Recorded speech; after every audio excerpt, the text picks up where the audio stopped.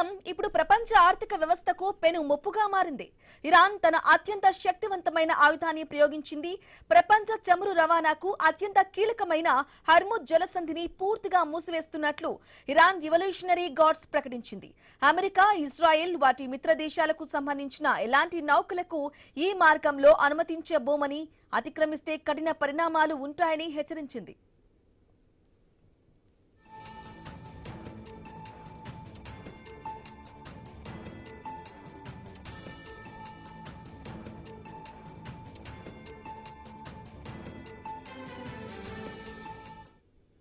ఇక మధ్య ప్రాచ్యంలో యుద్ధ జ్వాలలు ఆకాశాన్ని తాకుతున్నాయి.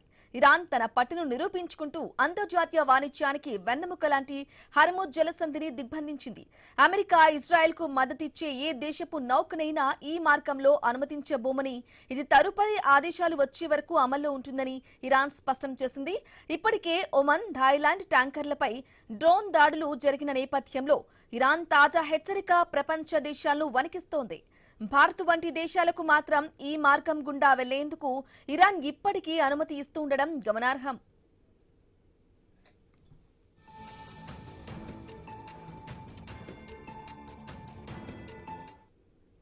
ఇక ఇరాన్ హెచ్చరికలు ఇలా ఉంటే, ఇజ్రాయెల్ డిఫెన్స్ ఫోర్స్ ఏకంగా ఇరాన్ నడిపొడ్డున విరుచుకుపడింది.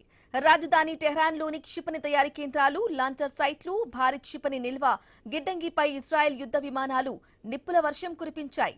డొనాల్డ్ ట్రంప్ యుద్ధ విరామం గురించి మాట్లాడుతున్నప్పటికీ ఇజ్రాయెల్ మాత్రం ఇరాన్ సైనిక సామర్థ్యాన్ని దెబ్బతీయడమే లక్ష్యంగా దాడులను ఉధృతం చేసింది. టెహ్రాన్లోని క్షిపణి నిల్వ కేంద్రాలు పేలిపోవడంతో ఆ ప్రాంతం అగ్నిగుండంలా మారింది.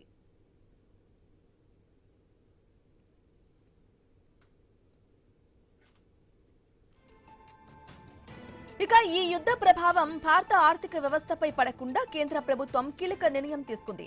హర్ముజ్ జలసంధి దిగ్బంధం వల్ల అంతర్జాతీయంగా చమురు ధరలు పెరిగినప్పటికీ దేశీయంగా చమురు సంస్థలకు ఊరటనిచ్చేలా పెట్రోల్పై ₹3, డీజిల్పై ఏకంగా ₹10 ఎక్సైజ్ సుంకాన్ని తగ్గించింది.